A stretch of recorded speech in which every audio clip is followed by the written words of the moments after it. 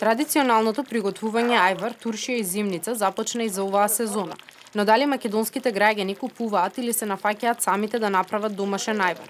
Според информациите од продавачите, 1 килограм од црвената пиперка се продава од 20 до 30 денари во зависност од квалитетот на пиперките. Во овој период најголемиот број македонски домаќинства ќе се запатат со самостојно приготвување на овој производ. Според пресметките, една тегла ајвар од 750 грама, приготвена во домашни услови, изнесува од 80 до 90 денари, во зависност од тоа дали во смесата се додаваат други зеленчуци освен црвените пиперки. Оние кои не се љубители на приготвувањето без проблем може да дојдат до вкусниот ајвар во продавница, меѓутоа за тројно повисока цена. Зависи кога, како некогаш, кога немам време, купувам, а почесто правим. Правам ајвар и посигурен ми е тој ајвар што ќе го направам, него да го купам. Од продавница. Купувам од продавница.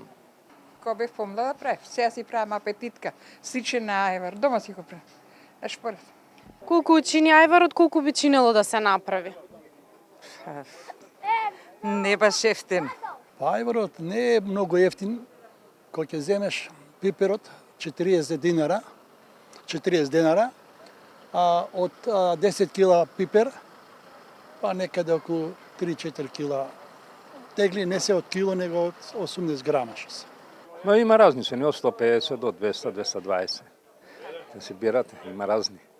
Па јас повеќе од 50 години не правам ајвар, си купам од продавница од Гевгелија и од Струмица цел пакет. Кај мене дома што го правам поевтино, а готовото е поскапо. Многу поевтино. На пазар гледам поевтино да купам така. Било патлижан, било модр патлижан, било везен пипер се става тоа, али е многу вкусен. Но оваа година и општинските инспектори се поригорозни од минатите години.